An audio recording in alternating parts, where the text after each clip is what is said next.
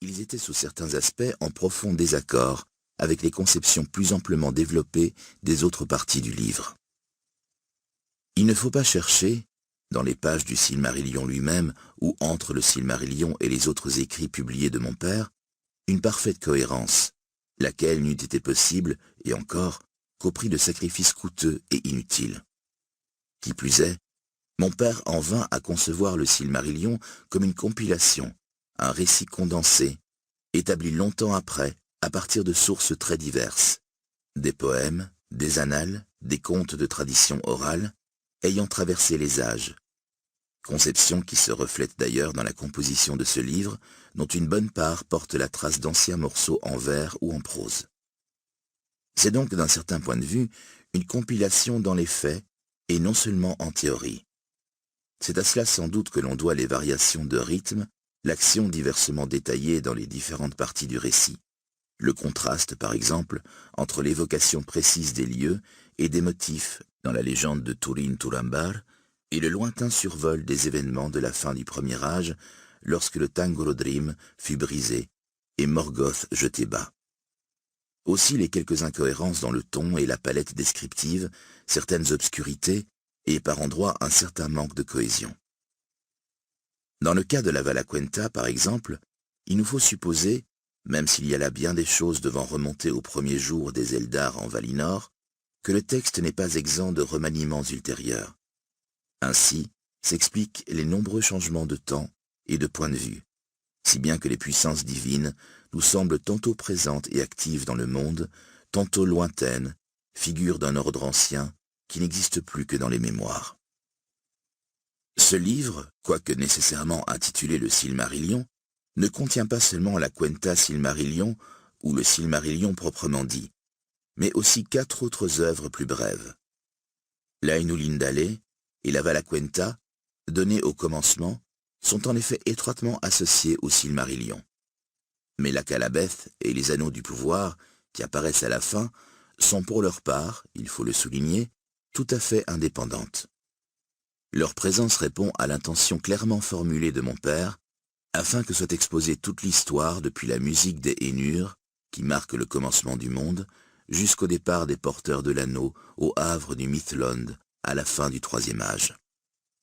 Dans la tâche difficile et incertaine que représentait la préparation de ce livre, j'ai été grandement assisté par Guy Kay, qui a travaillé à mes côtés en 1974-1975.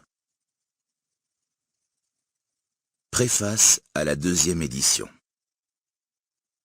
En 1951, sans doute vers la fin de l'année, alors qu'il avait achevé Le Seigneur des Anneaux, mais qu'il rencontrait des difficultés pour le faire publier, mon père écrivit une très longue lettre à son ami Milton Waldman, qui travaillait alors aux éditions Collins. Le contexte et l'objet de cette lettre sont donc liés à de pénibles divergences dues à l'insistance de mon père à faire paraître le Silmarillion et le Seigneur des Anneaux conjointement ou concomitamment comme une seule et même longue saga des joyaux et des anneaux. Il n'est cependant pas nécessaire d'entrer ici dans ces considérations.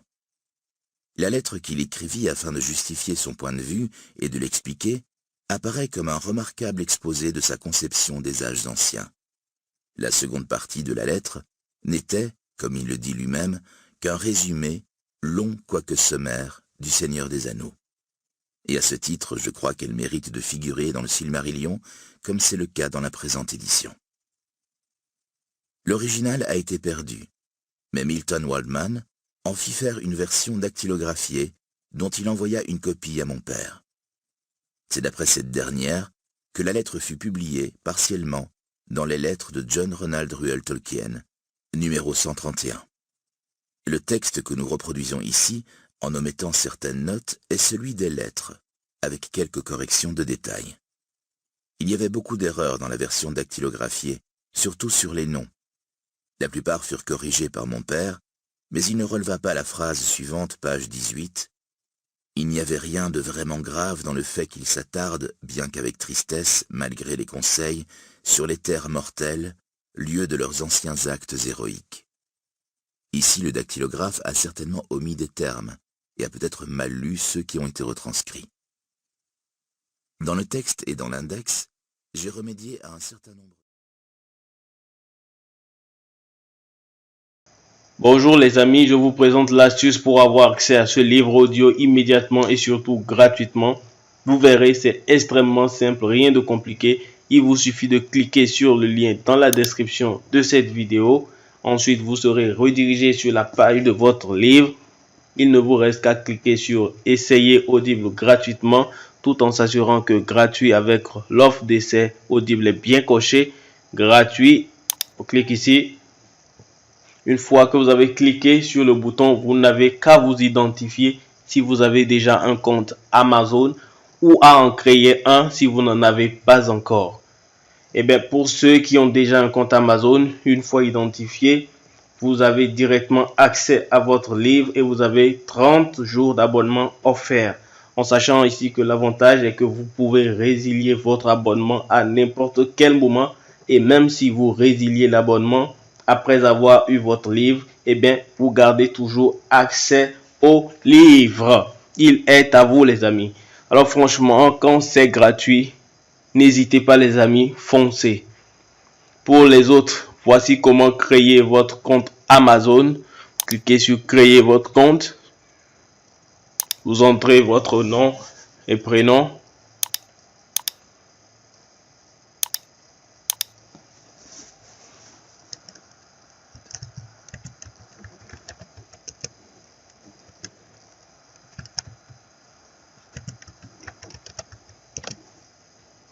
Cliquez vérifier l'adresse email.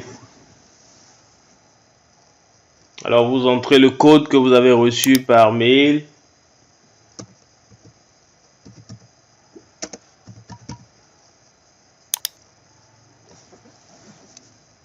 Vous entrez votre numéro de téléphone. Vous entrez le code reçu.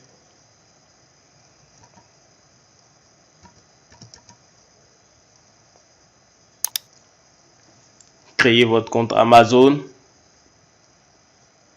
Ensuite, vous serez redirigé sur la page du mode de paiement. Ici, vous allez entrer les informations de votre carte de crédit ou de débit. Ajoutez votre carte.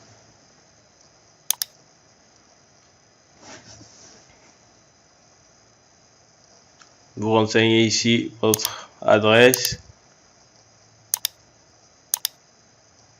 Voilà, une fois que vous avez renseigné toutes les informations pour votre mode de paiement, vous arrivez sur cette page avec la jaquette de votre livre et bien le montant 0 €. Vous voyez bien 0 €. Vous cliquez sur confirmer et après 30 jours, vous serez débité de 9,95 € chaque mois. Mais nous, on va résilier avant. La confirmation est en cours et par conséquent, c'est en chargement. Votre compte est maintenant créé et vous avez accès à votre livre offert. Pour l'écouter, c'est très simple, il suffit de se rendre sur la page de audible.fr. Vous entrez dans votre navigateur.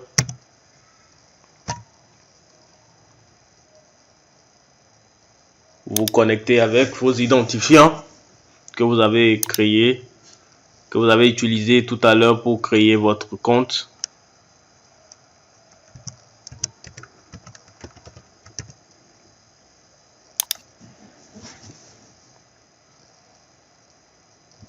Vous avez compris, Audible c'est bel et bien une société Amazon.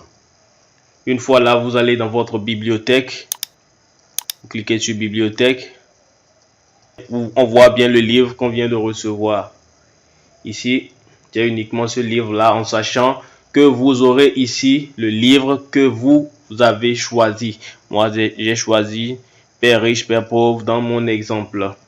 Vous avez la possibilité de télécharger ensuite l'application qui va vous permettre d'écouter le livre sur votre smartphone ou partout où vous voulez, ou de l'écouter directement ici sur Audible. Maintenant, une fois que vous avez votre livre offert, deux choix s'offrent à vous les amis. Le premier, soit vous conservez votre abonnement et vous êtes prélevé tous les mois de 9,95 €. Mais vous avez un livre audio offert tous les mois. La seconde possibilité, vous faites la résiliation de votre abonnement dès maintenant et bien sûr, vous conservez votre livre audio offert. Si vous choisissez la première option, les amis, vous n'avez absolument rien à faire. L'abonnement se met en place automatiquement. Mais si vous choisissez la seconde option, il va falloir résilier votre abonnement. Et tout de suite, je vous montre comment faire. Vous passez votre sourire sur bonjour, votre prénom ici. Ensuite, cliquez sur mon compte. Une fois que vous avez cliqué sur votre compte, vous arrivez sur cette page et il vous suffit de cliquer sur résilier mon abonnement ici.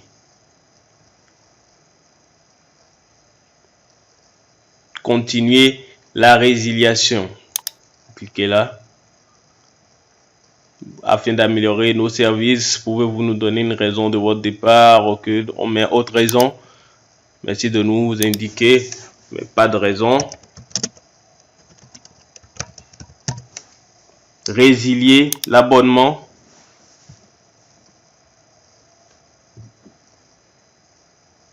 On continue, on clique également, on clique encore sur résilier mon abonnement. Alors vous voyez bien, votre abonnement sera résilié à la fin de votre période de facturation actuelle, c'est-à-dire les 30 premiers jours, juste le 30e jour qui viendra après, eh bien vous ne serez plus facturé des 9,95 € qui doivent suivre. On va voir si j'ai toujours accès à mon livre. Alors je vais dans bibliothèque. Je vois si j'ai toujours la possibilité d'écouter mon livre. Je vois que j'ai toujours la possibilité de l'écouter. J'ai toujours la possibilité d'écouter mon livre. Alors voilà les amis, si cette astuce vous a plu, n'hésitez pas à cliquer sur le bouton j'aime, à partager massivement la vidéo. Et si vous avez envie d'un livre bien précis, n'hésitez pas à en faire part dans les commentaires. Et on se voit très bientôt.